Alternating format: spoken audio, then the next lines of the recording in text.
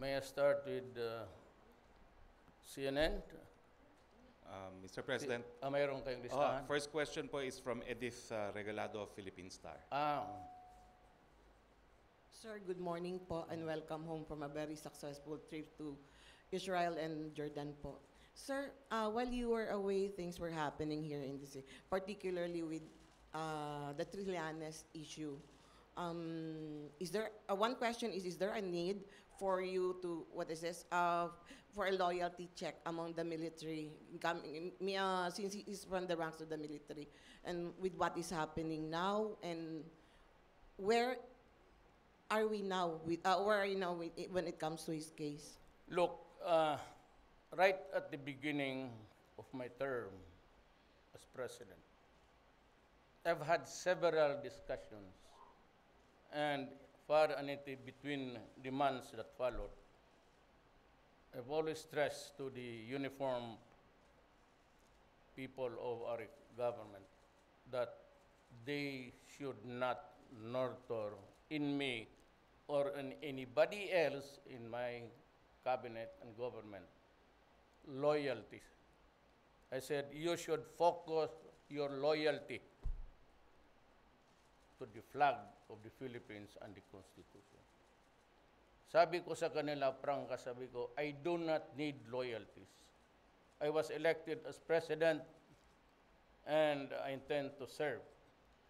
But if somehow there's anything that is really demanded of the moment, then there is no problem. Do not bring me the armor or anything. Just tell me. We can have coffee or invite you, and I will, well, anybody who is interested, I will administer you. Now, what followed, or what will follow rather, hindi ko na problema yan. So, the ministry, impeachment, mutiny, kudeta, lahat. Well, ako magtrabaho lang. Kung ayaw ng Pilipino, di talaga, bababa ako. Walang problema yan. Hindi ko ipapasubo itong mga to na magpatayan. Kasi armed forces, pati police, magkaharap yan, hindi naman ako. So why would I sacrifice the lives of people, my own countrymen, to do this? We can go somewhere else. But for me to order to shoot at each other, I will not do it. Maghanap na lang kayo ng ibang presidency. I will not do it. And I do not, I said time and again, this is about siguro the nth time. And all commanders are, you can ask them, wag kayong utang na loob sa akin. You deserve where you are now on what you got. Wala kayong problema sa akin. It is our nation. Kung pasabugin natin, di pasabugin natin. Or we can live throughout the years and improve on what we have now. But the mga intriga na kudita, look, I am here to enforce the law. Yung kay Trillanes, alam mo, ang totoo niyan, ang nag-research, si Kalida. Just like kay Sereno. He was the one who was, alam mo si Kalida medyo bright na matino. Pag sinabi ng Soldier may mali, and this has to be corrected, I cannot refuse. He is the government lawyer. I am not, though I am a mayor, or a mayor and president, I cannot insist, lalo na in view of the fact that it was already recorded as a public paper. So kung ano yung sinabi niya doon, yun ang paniwalaan ko. Kung hindi ko pinaliwaan niya si Kalida, tinapon ko na yun sa, ayaw mo kung saan. You know, as a lawyer, you will ask me, and I will just advance my answer to you. What's your basis? I cannot discuss with you the merits. I do not know if it has been filed, but or if it is already assigned to a division. But what I can say is this. In the matter of granting pardon, pati amnesty, is a constitutional mandate of the President. Wala doon kay Kagalida, pero ito noon pa. Alam ko, I just don't want to rattle the boat because magkaibigan na kami lahat eh. Pati yung mga military dumaan ng Mindanao at inabot ako ngayong residency, they're all my friends. I hate to mention si Bolt Gasmin. In many years, paghabang nandito yan sa Davao, tinatawag ako, after dark is the usual place where we get to drink and talk a lot until we all are drunk. So, ang nakita ko kasi ganito, the power to pardon and the power to grant amnesty with the concurrence of Congress is a presidential power. It cannot be delegated to anybody else. Constitutional mandate yan. The President has the power to grant pardon and amnesty with the concurrence of Congress. Now, yung umabot dito ngayon sa labas, after the term of, nalaman ko yun. Kasi malapit rin kasi ako sa military, hindi lang naman sila eh. As a matter of fact, we were together in Congress at lahat. Ito ngayon ang problema. It was Gasmin who probably one of those who investigated the case. Yung kudeta pati, mutiny or rebellion, at least at the very least. Then he recommended for the amnesty ng lahat. Ang problema dyan, may mga requirements. One is that you have to do it in a particular office in the Armed Forces of the Philippines organization. And it must be J1 administrative. J2 is J3 is intelligence. Ganun yan eh. Ngayon, it was, kaibigan ko, sabi ko, I hope that it would not get to this far. Remember, we never started the Rocos. It was all Trillanes pretending to be a crusading soldier when as a matter of fact, wala naman silang ginawa. Then, tignan mo, sa panahon ni Bolts, nandiyan naman si Trillanes. Nagka-increase ba ng sweldo ang sundalo baski 5%? Nandiyan siya, ha? In Malacanang. And he was taking the cudgels for the military. He not only abandoned the vision of the military, he became a corrupt guy, collecting dyan sa mga negosyante. Para siyang abogado. Alam namin yan, kasi ang negosyante, baski na paano mo taguin, nagsasabi talaga yan. But I do not want to talk to businessmen for that. Kaya I do not allow businessmen to go to, except I said, if you have a problem about corruption, I will give you a 24-hour leeway. Anytime about corruption. So gaya nung Koreanong sa frigate, pumunta doon yung mismong may-ari ng kumpanya, yung parang liaison officer nila, empleyado nila, bakit hindi pa na-implement? And that was why si Bongo wrote a letter sa legal, for legal to hear it and pass on whatever is the result of the investigation. Sabi ko, makaakyat kayo. Na ito si Trillanes, sundalo, ang nag-make believe siya doon sa mga sundalo na he was all for the military. And he never gave a hoot. hindi ko sabi, wala ako, isang beses lang ako nagsabi, kampanya, I will double your salary. Period. Nung pagtapat ng panahon, binigay ko. Siya, military siya, malapit siya kay Aquino. Andyan si Borg. Ngayon itong mga military na, they say they love their fellow soldier. Really?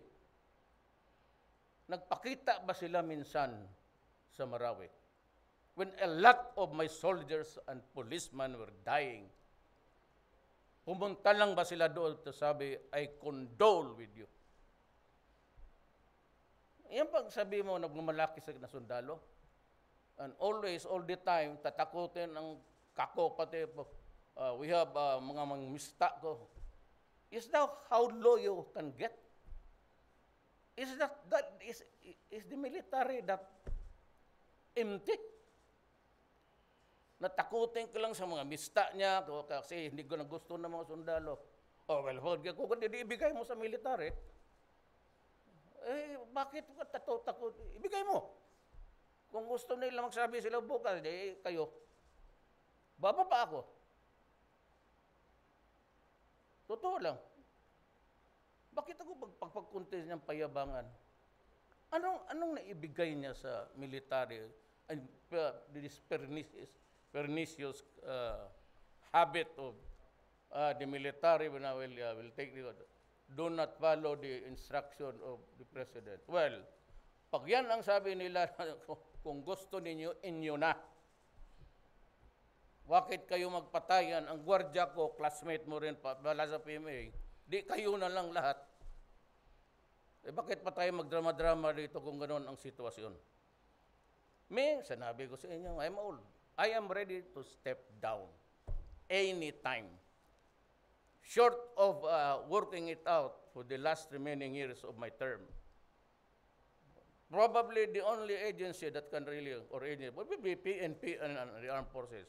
If that is to their liking, they can always just call my attention. We'll have coffee in Malacanang and say, okay, you want me to swear you in? Is it a military junta or have you decided to select the son of a bitch? Gusto niya yung leader na yan? O sige. Yan ang nagmamalasakit sa military. Kalimutan niya lahat. Now, hindi pa ako regalado donut. Kami yung walang tulog. Tumindig ka muna dyan, makinig ka. Yes, sir. Hindi, binibiro ko lang. Sabihin ka ng media. Kami mga taga Davao, alam namin yung biroan namin dito. So yan. Ang isa is si Bot, he recommended that a general amnesty be given. And then, after his recommendation, he approved it. Siya mismo ang nag-grant. Siya ang nag-recommend. Bakit ka pa mag-recommend kung ikaw lang pala ang pipirma, diretso ka na? So, what's the crime of Bolts? Sabihin ko siya, usurpation of authority. Lahat yan sila may tama dyan. Kaya sabihin nila, de facto martial law na pinapakulong. Sino pinakulong dito? Sabi niya na continuing arrest. Well, let the court decide on it. Whether he should go back to jail because that is where he came from. And instead of reporting to J1 na mag-swear ng oath, and he has to do it in writing. Basta check ka lang dyan, okay, mutiny, ito, nandoon na. Look, we have to determine their respective criminal liability first. Whether leader ka mas mataas or whether you were a follower, ordinary soldier. That, before you can give a pardon or amnesty, you have to know, you have to declare your guilt and place it on a narrative so that alam ko kung ibibigay ko ba ang amnesty o papaniwalaan ko. Wala eh. Yung sa application niya, TRO sa Supreme Court, Nagbigay siya ng sample ng affidavit. Wala siyang, you have to swear. And you have to place the narrative saan ka, anong ginawa mo, bakit kailangan kang papatawarin. Kaya kung magsabi lang, ako si Trillanes, nanonood lang ako sa kapwa ko sundalo, pero kami lahat sa isang grupo lang, you think that it is easy, you just play with the Constitution? Hindi ako. Must remember, abogado ako. Hindi ko pipirmahan yan kung alam ko na walang. Yan. Failure to comply, it must be in affidavit form and you narrate anong kasalanan mo. Ang problema, yung nag-imbestiga at nag-recommend ng amnesty, siya rin ang nag-approve ng amnesty. Anak ka. Then, remember, it's a constitution. Mabigat kaya yan, regalado. Pero mo, you pardon criminals in this country and you can delegate it to just somebody? Just like that? Parang ginawa nila ang gobyernong laruan. Yan, hindi ako. Ngayon, if the Supreme Court says that my proclamation is invalid, let it fall. But sabihin ng Supreme Court sa akin, as head of the department, anong kasalanan, anong pagkamali ko diyan sa non-compliance and yung as a lawyer, dalawa lang yung akin. And I am not allowed to go kasi na Supreme Court na. Pero ito, general provision, which I think, matagal ko na itong alam, just like the ICC. When everybody was talking about all defenses that I can raise, I just kept quiet. But when the time came, I said, no, yung presidential immunity, sitting president, that's bullshit. Dito tayo sa pagka-judge ka o prosecutor ka, do we have jurisdiction over the person of Duterte to haul him in from the Philippines dito? Jurisdiction muna bago ka magsalita ng. Ako alam ko noon, sabi ko, kay Dilima pa yun when she came. I was investigated by Dilima. You were around, you covered it. Then when she was commissioner of sa human rights, she also a continuance of that investigation. When she became a secretary of justice, she continued. Tapos ngayon, naging senador na, they still iniimbestiga 4. Ano pa bang gusto mo? Tapos ngayon, I'm called upon by many itong mga left organization. I will show you, but somebody will discover it. 3 yan, bantayan ninyo. Yang yellow, liberals, Trillanes, pati ang Politburo, they have we will show it to you. Kaya kayong mga sundalo, before you jump into the conclusion about tanongin ninyo intelligence ninyo, they will show you. It is not for public consumption. Pero kung pagdating ng panahon, and if I am compelled by the Supreme Court to say, now, state your case, o ipalabas ko lahat. But it will be detrimental. Kasi mababasa nila kung saan namin kinukuha. Ganon yan eh. Kung ako, pag nakausap ko ang yelo, ito lang ibigay ko sa iyo. Pag nakausap ko si Trillanes, he's collaborating, sleeping with the enemy. Mayroon ring another narrative sila dito. Na hindi nila alam. Sinabi ko na nga naman doon, sabi ko, it's being supplied by a foreign power. Hindi dito. Pero kung gusto ninyong malaman, kayong mga military, yung may matatag na ideals ninyo, tanungin ninyo ang inyong intelligence community. So, tatlo yan. They are praying for my ouster. No, kung kayo-kayo lang yan, magbakbakan lang tayo, matulog na lang ako. Or if the military and the police, just useless. I will not patay na sundalo, puro ko sundalo kasi ako ang Commander-in-Chief and history would judge me as tanginang gagon to. Sa panahon niya, pinaaway niya yung mga sundalo niya, pati polis, nagbabarilan. So I will say, nasabihin mo, natakot ako. Ano takot? Bakit ako matakot? Ano takutan ko? Ano bang kasalanan ko sa inyo? Korupsyon, ha? Mayroong mga taong talagang pero talagang hinabol ko. Pati general nga sa Armed Forces of the Philippines. Was the latest person that I fired.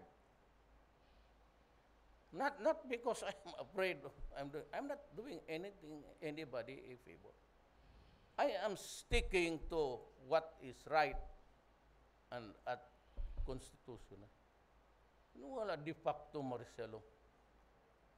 Pati si Dilima, kayong Pilipino, she was able to convince the entire world, yung mga left organization, mga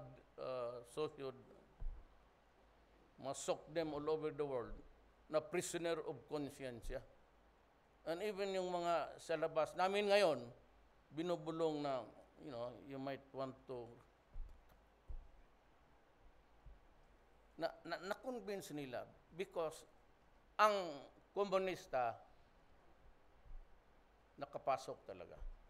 So they have one who is wanted here in the Philippines but who is occupying now. Ito namang United Nations, they refuse. Pati yung Canada, pati yung America, because we will use now the helicopters to kill our own citizens. Napaka-stupido naman ninyo. My own citizens are the communists using by the armed struggle to overthrow this government. Hindi man ako commander-in-chief ng komunista, di magpatayan tayo. Pero kung ang tao ko na mismo magpatayan, kalukuhan yan. It does not even the word appeal to me at all. Kung idealist ka man o di prinsipyo ka na tao. Yang tatlong yan, bantayan ninyo. Yan yung mag-aos na House Duterte, and it will go into a high gear October, ganun. Bantayan ninyo yan. Kaya yung tatlo na yan, konektado lahat yan. Ang problema sa itong kay Trillanes is, he is also playing with the Communist Party of the Philippines. Pero alam ko na noon pa, gusto nila rin pumasok sa PMA na may mga kadete na hinihila nila para yung mga left. And always it is poverty. Bakit siya malaking bahay niya? Bakit iyon ni pahat lang? Style na bugok. Sabi nga nung isa, which I really appreciate, it was not here, but somebody was giving an advice. So, a nation can only grow by evolution, dahan-dahan lang. Putukin mo itong Pilipinas ngayon. Gusto mong guluhin, dive tayo lahat. Kasi walang problema sa akin. Huwag lang ninyo akong galawin. Kasi pag ginawa ninyo ako, personal, hanggang dyan lang tayo. If that is the measure or standard you want to use against me, fine. Let's do it. Now. Para wala nang istorya. It disturbs kagaya niya mga shortages of rice. We have 4.8 metric tons. Ano ba kayo? Wala kayo ng propaganda nila na sila yan eh. Inflation, yes. Bakit? Sino nag-umpisa? Amerika. Nung tinaas ng rates ng Amerika, taasan lahat. Ganun yan. Wala tayong magawa dyan. It's the economy, because America was, Trump wanted it. Pati yung mga taxes na excise tax, taas sa lahat. Pati import dues. Kaya ganyan ang nangyari. So I will admit that there is inflation. Sino bang presidente na hindi nakatikim ng inflation? Pero yung mga gano'n na de facto martial law. Dito sa Mindanao, martial law ngayon. Do you feel it? Maaga lang dito kasi medyo stricto lang ako noon pati si Inday. So instead of 2 o'clock, I said that's 1 o'clock. We cannot be partying the whole night. Then ngayon si Inday, binabaan niya alas 12 na. So walang tambay, wala lahat. Gusto ng taga Davao niya ngayon. I don't think that the Davaoinos would relish any other kind of environment na nakikita nila sa Davao. Wala ka talagang makita. Walang tambay, wala lahat. Meron man, convenience store. Walang nagiinom sa labas.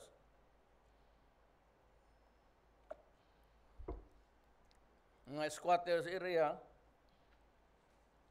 paglaan ng mga bata dyan, mga babae, nag-iinuman kayo dyan, yudo. Ngayong balang araw, sabihin mo, sagasaan mo yung mga yawa na yan. I will not hesitate really to use what I would like to happen. If I do not like to see it, it is not good for the people. I will use the kind of language I want. So yan ang ano. That's it.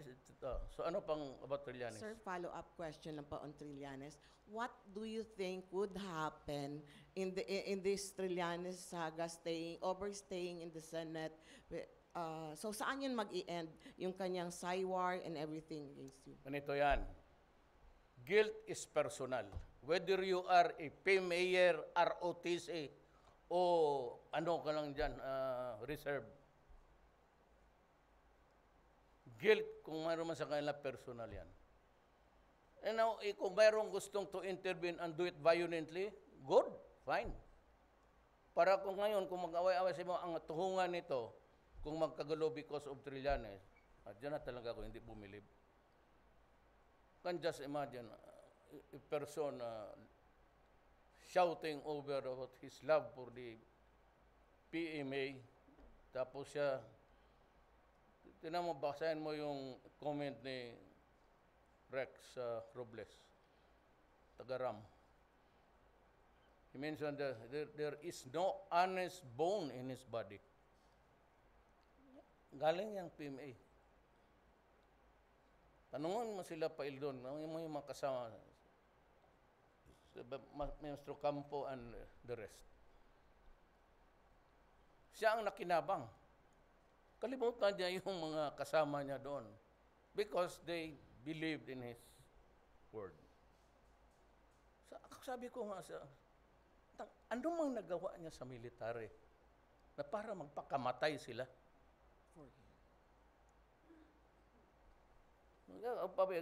Yan if that is the value that you'd want to preserve, then fine.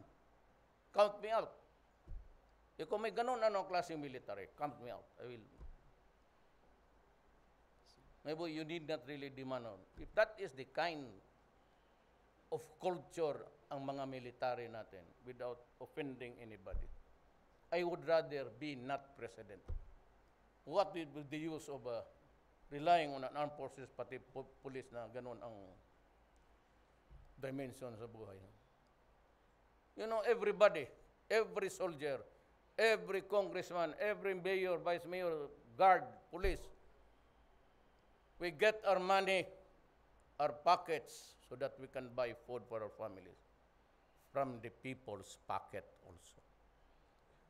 Yun ang tanda. It's not about institution. It's about the essence of being of service to your fellow men. Yan ang prangka-prangka lang, yan ang gusto kong Kung mag-corrupt lang naman ako ng puro cabinet, may puro corrupt, ay putang ina. Mag-resign tayong lahat, sabay tayo. 1 page lang. We, the undersigned. Yan, wala na yung G1 yan. Kung gano'n lang naman ang makasama ko sa gobyerno, hindi ko maasahan, ay, ano pang gawin ko? So, sabihin ko, well, just like in China, the Chinaman stay. Daylight, broad daylight, he was holding a lamp. Sinabi, tanong siya, bakit ka umiilaw? Eh, may ilaw naman yung because I am looking for an honest man.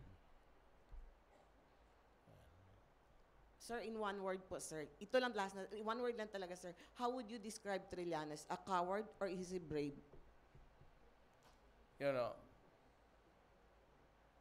if Trillanes can define my character 10 times as bad, well, kayong Pilipino should decide. Gusto ninyong mga ganong military, from military, tapos magmarcha dyan sa Makati, tapos mag-headquarters doon sa hotel, kainin lahat ang pagkain doon, mga tuwalya. If that is the kind of uwi na ako sa amin. I'm better off spending my time with my grandchildren. Thank you, sir. And taking care of the problems of this country. Kalaki kaya ng problema ko. I am facing the vicious drug front. It's being controlled now by the Bamboo Triad. And ang ating container circuit is being used by the Sinyalosa to place itong cocaine. Umiikot kasi yung container baski saan eh.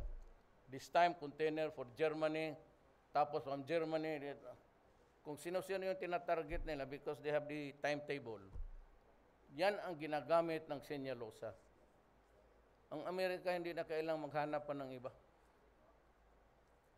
Kung dapat, talagang gusto niyang matapos, wala lang kasi akong armas kagaya sa kanila.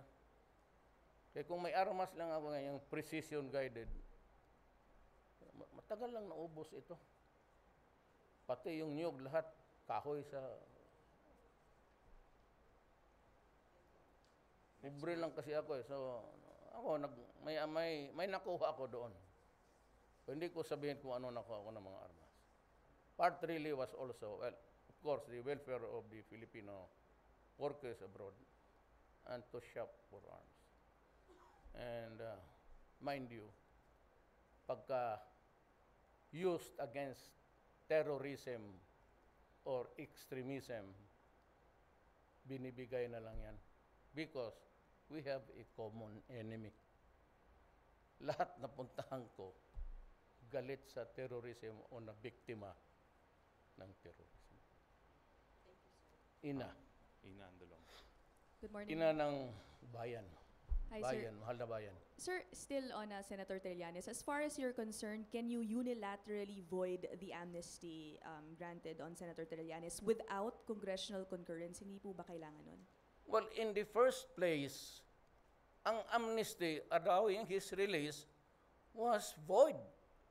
Therefore, his getting out of the custody was also void. Walang basis eh.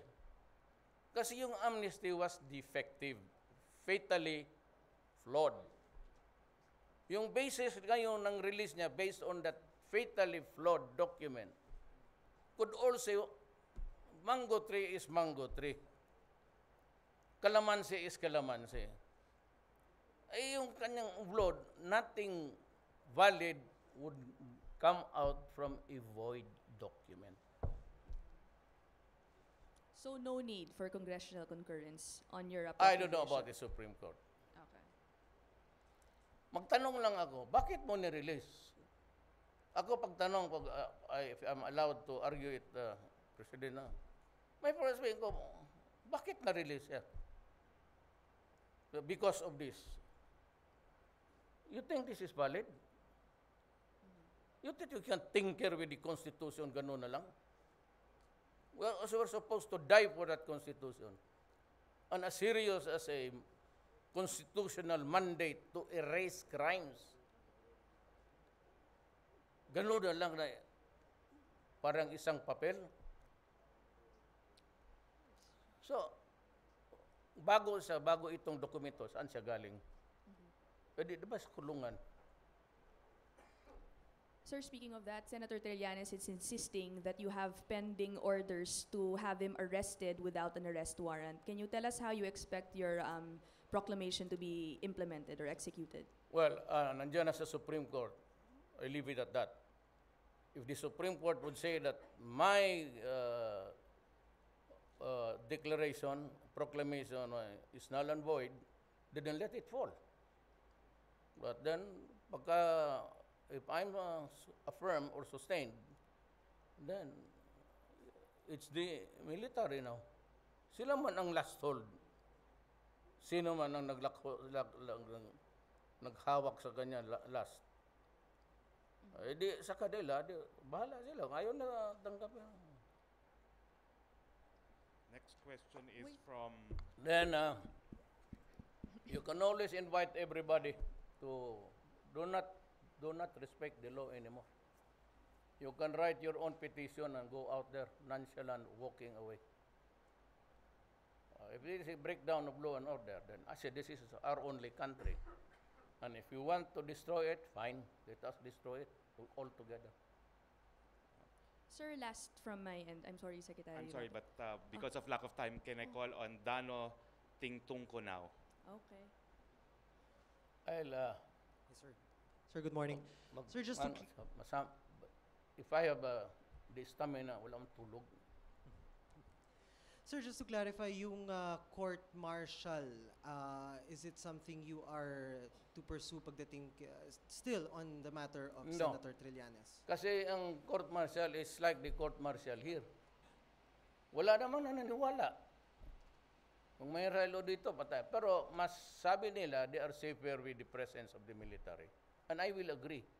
Because most of these mayors and governors really insist na ang martial law nakapabuti sa the totality of the color of the environment.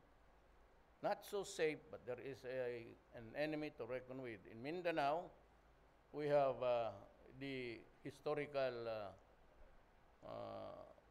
Moro rebellion, and this is territory. Ang problema na pasukan ng terrorism. Ngayon, yung ISIS, it is no longer what province should belong to where, what authority. Para ako magbantay kayo dyan sa ano. I cannot show it, but be careful kayo dyan. Yung yellow, pati yung, they have an alliances and we have the evidence to prove it. Next question, Mr. President, is from Ms. Vina Araneta of ABS-CBN. Hi, Uy, Mr. ma'am, President. kumusta ka? Okay lang po. Mr. President, Vice President Leni Robredo said that instead of silencing and fighting the opposition, you should focus the inflation that hit 6.4%. The DOF, I believe, outline solution to cope with the inflation. What are these measures enough, Mr. President? Well, of course, that's the only law that we have available until now to correct this historical injustice committed against the Moro people. Definitely, it's true. Verily, no one can argue with that. But there is no other mechanism provided as yet now, another that would boost the conversion of a federal system or placing it under the federal or advancing it into an administrative body subject to corrections if we go federal. If we do not go federal, there will be trouble. And we have to prepare. Lastly, Mr. President, Vice President Leni Robredo also said that she continues to pray for you, but a priest prays that you will get sick. What's your reaction about that? Well, ma'am, if we have the same God, then I would be, I would appreciate it. But the problem is, their God, together with the religious idiots around, pati yung mga bishops, and to think that they are being sued worldwide for abuses against children. In America, there's a flood of cases filed against the Roman Catholic Church for abuses, which happened to us also here when we were fondled by same ngayon Katoliko, same problem. Sabi po nung isang pare na mamatay ako, huwag kang mag-alala, Father. Whether I die today, I die tomorrow, it does not matter to me anymore. Tapos na ako. Ikaw, kulang ka pa sa happy. Dagdagan mo yung mga girlfriends mo dyan. Tangina nyo, kala ninyo, hindi namin alam. Kung mamatay ako, total susunod ko rin eh. But the likes of you, itong pare, to wish ill, saan nakakita magpa dito na mamatay sana si Duterte? Di sabihin ko na lang rin, mamatay sana kayong lahat ng venereal disease. Lalo na yung pare na walang pera magkabit, dyan sa tabi-tabi ng Pasay. At saka may orphanage kayo existing now where yung mga anak ninyo na sekreto nandyan nilalagay. Kunwari, pinapalabas ninyo the most hypocritical institution in the Philippines today, mga pare. Going back to the inflation, Mr. President, ano po yung marching order nyo ngayon para to cope with the situation? Kasi marami na doon pong umaaray talaga na mga Pilipino sa rising prices. Sa ano yan? Rising prices po. Sa inflation daw po. Inflation. Inflation daw po. Sabi ko, wala namang administrasyon na dumaan na walang inflation, lahat dumaan. Itong akin, as you know, if you not believe it or not, pero yung mga kabayan ko, this started when America became, panahon ni Trump, nag-constrict. Talagang ang taxes nila kinukubra na, then they raise the interest. Nung tinaas nila yung rates, sabay tayong lahat. Kayon man ang tigas. When America raised the interest, lahat yan nagtaasan. Yaman, they are feeding on that. Rice, tapos itong inflation. Yun yung ginagamit nila in preparation for this October. Maybe this October, I'll have to talk to the military and the police. If it is good for the country, sila na, sige, labas natin. Or anyway, they're defending the Republic. Can I defend the Republic on my own? It is their constitutionally mandated leaders. Kung ayaw lang sumunod, ayaw lang sundin yung flag. Okay. Last question is from Ruth Palo Dumandan, Mr. President. Hi, Mayor. I'd like to ask some details of your meeting with the military officials in Israel in Jordan, especially your visit to their arms facilities, Mayor. If may plano ba ang government to procure armaments with these two countries? Well, in other areas, except yung military, pati police equipment, I can always answer. Yes, we can increase or also import. It is a two-way. You cannot always say that you have to make money by export. Of course, you earn more when you sell than when you pay. Pero sabi ko sa inyo na marami rin silang wala.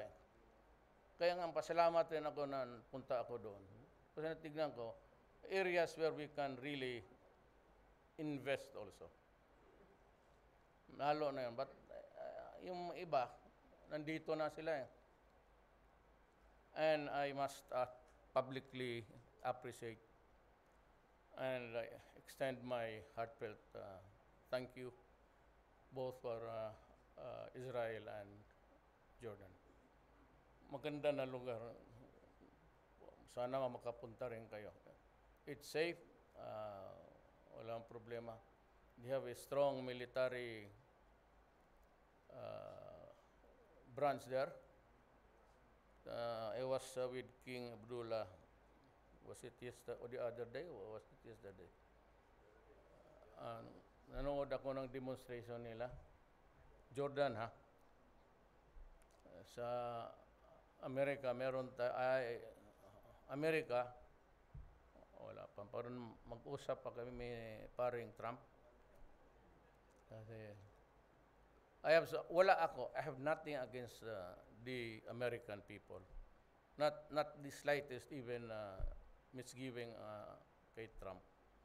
But it's their history. Yung State Department nila, pati pala yung Glock na basa ko, the congressman signed the approval for the Glock armament which I'm giving to each and every soldier. Kasi ang may sidearms lang ang police. Ang army, armed forces, mga opisyal lang. Ordinaryong wala. Pag wala ng balat, pag sigaw ng fix bayonet, M16, wala akong hampasan na lang. Mga NPA, sanay pa sa likod. Kagaya nangyari dito minsan, I'll just relate to you kung gaano katindi ang impluensya ng Amerikano. So there was this kidnapping. Ang sinabi ko na nagbarilan kami. Because yung kaming naka-standby doon, sir, kukunti lang. Ako, si Stares, pati driver ko. Si Stares is also working with us now. Dito sila dumaan eh. Doon kami. But we never expected na ang anong kasing style is, huwag kang dumaan. Uli, diretso-diretso ka na. Tangina itong mga kidnapper na ito. Bumalik. So ako ngayon, pati si General Stares, Arto pa yan, ang nakaharap nila. So limitado ang ano namin, but ang advantage namin, yung sa mga kidnappers, carbine. 2 pulis naka-Armalite, so M16. At least more powerful. Di putukan na. Pinatay talaga namin yung 3. Doon naman sa exit sana, yung may putok, tapak-tapak. Sabi ko, ano yung nangyari? Tawagan mo daw. Sabi yung grupo hindi ko lang sabihin kung sinong opisyal. Kasi nung putukan na, ang mga kapo nagtakbuhan na. Kasi naka-standby lang nila doon ng pagdating na malapit na doon sa checkpoint nila, nagsabi yung opisyal, nagkapag-aral sa Amerika eh. Pero hindi ito PMA, police ito. Pero alam mo na, sige, sinitan niya yung CHDA pa, hindi kabakap go. Pagka paputok siya, halt! Sabi man, who goes there? Sabi ng CHDA, kung sa'yo magsulti, sir? Hindi na ba naintindihan, halt! Who goes there? In English man to, sir. Pero wala, kasabot kung sa ito iyagisagit. Halt, who goes there? Bumalik ka, kami naman ang balitaan mo, bakit kami lang parang kontrabida dito? Thank you. Sir, Pero yung mga sundalo na, tingnan mo, galit na. Sudusi na. Sir, you mentioned that Solgen Calida was the one who worked on the proclamation. Did he act upon your orders, or what prompted him to actually review the amnesty? Wala, basta yung amnesty. Yeah. What prompted him to review it? Did he do it upon your orders? That is a very good question now. Kasi, magsabi si Trillanes, bakit ako lang? Karami namin pumasok dyan sa kudita-kudita na yan. Ang sagot ko sa kanya is, the President's prerogative. You read the Philippine Constitution. The President shall have the power to pardon and grant amnesty with the concurrence, with the agreement with Congress. Yan lang. Ngayon, what is the lesson learned? Bakit tinarget ko siya? Well, I only have one word. Pareho man tayo na nagtatrabaho lang rin. I will just quote, correct me if I'm wrong. Do not do unto others what you would not want Others to do. to want them to do to you. Okay. Sir, Well, very last, sir. Sir, you just said tinarget mo talaga si Senator Trillanes. Hindi ko siya tinarget. May nakita si Kalida na mali. O di na sabi ni Kalida, wala man akong problema sa ibang nagkudeta. Puro kaibigan ko man yan. So, sabi ko, bakit ko sila ipakulong? Sir, what then do you say to those saying that this is part of a bigger effort for you to silence your critics dahil nauna daw po si Senator De Lima and then former Chief Justice Sereno and then now Senator Trillanes? The fact that they are talking to you and being interviewed, is that not enough to tell you that sila nga ang nagsasalita dyan, ako tahimik lang eh. Hindi ko kasi sinasagot, alam mo bakit? Kung bigyan mo importansya yung sila, feeling great sila. Ngayon ni Lenny, she can never be a president. Puro dasal, kasi kung pinakinggan lang ako ng Diyos nila, yung Diyos ng Katoliko, ay putang ina, walang nangyari sa buhay ko. My God is my God. It is the God that my parents revered to. Ito yung mga tao na, baski nga hindi, pare, mga protestante, na they lead lives ko. Ako, wala ako kasi marami akong palpak sa buhay. Parang korupsyon na, sus Marius. Kayo katagal natin, for 23 years, mayor ninyo ako. May narinig ba kayo ni... may narinig kayo, iba. Mga kasama ninyo, naging sakripisyo. Babae, pero nakaw, kita man yung bahay ninyo, nung eleksyon, pumunta ka, okay naman, 3 na lang kami na sa buhay. Mga anak ko, kanya-kanya na, nakamayor pa kayo dito ng sobra ka. Sabi niya, pag may narinig pa daw siya complaint, babaan niya ng alas 10. Patay ng taga Davao. Hindi ka na maka-order ng pansit dyan. So, kung malate ka magluto, hindi ka nakapalit. Saan ka magpunta ng restaurant? So, sabihin niyo, okay na lang day. Agree na kami sa alas 12. Kaya baka babaan ng alas 10, pati ako madamay dyan. Ang after dark, paano na lang? okay. Thank you, sir. Thank you, Mr. President, and welcome back. Congratulations, a very successful trip to Israel and Jordan. Thank you, very Senator much, Roque. ladies and gentlemen.